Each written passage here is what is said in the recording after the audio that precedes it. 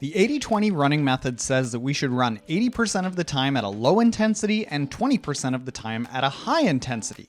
And while this breakdown of the amount of low versus high intensity training we should do is correct, this really isn't even what the true 80-20 principle means. The 80-20 concept was developed in the late 1800s by Wilfrid Pareto and is really the Pareto principle that states 80% of the outcome you can achieve in something comes from performing the right 20% of the possible tasks that you can choose to perform to achieve that outcome. Some of the most commonly known examples are the worst 20% of drivers cause 80% of all traffic accidents. The best 20% of companies' products represent 80% of their sales. And the most productive 20% of team members are responsible for 80% of the results. Relating this to running and endurance training, this means that with just the right 20% of training, you can get 80% of the results.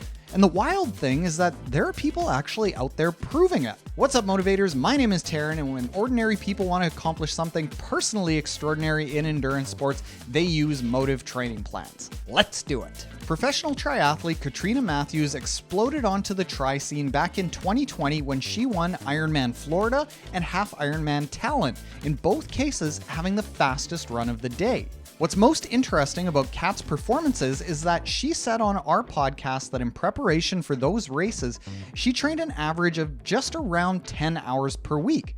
That's about 70% less than the 30 to 40 hour training weeks we expect from professional triathletes. What will probably interest you even more is that Kat herself was an ordinary person before this.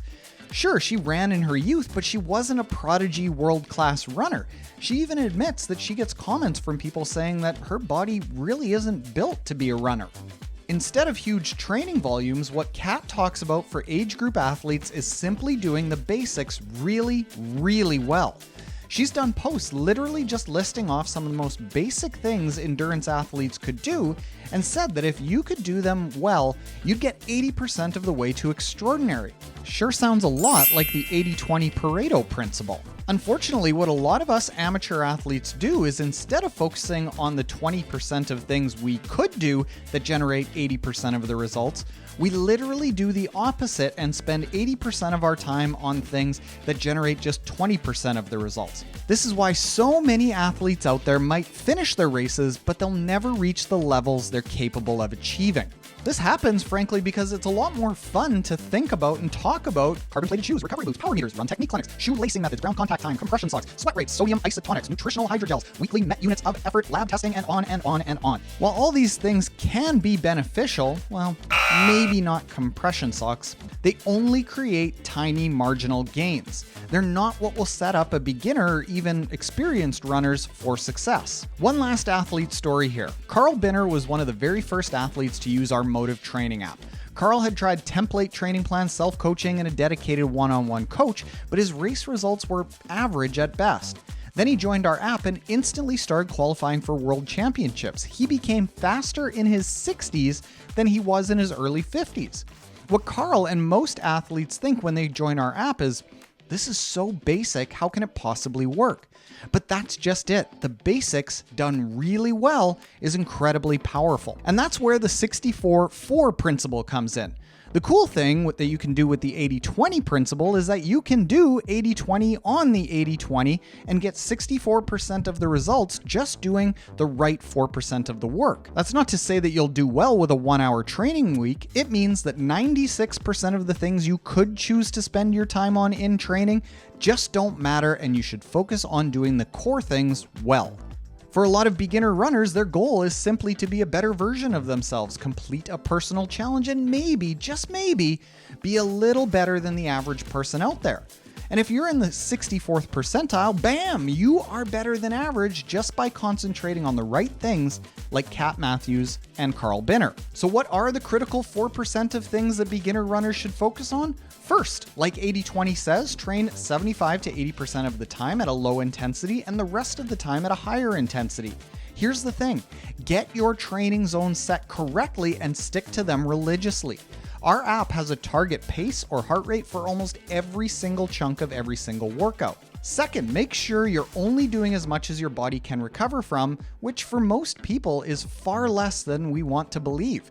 One study of Ironman athletes actually found that athletes who did roughly half the training of what they expected were the fastest athletes because they were also the best rested and actually able to absorb every bit of training that they did.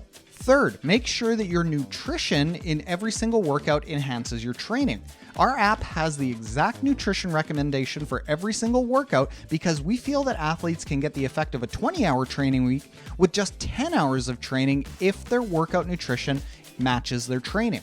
Fourth, include strength training. But not just any strength training that enhances endurance performance. Second to sleep, strength is the #1 performance enhancer for endurance racing. That's why we have guided strength and mobility sessions designed specifically for the needs of endurance athletes and scheduled at the right time of the training season.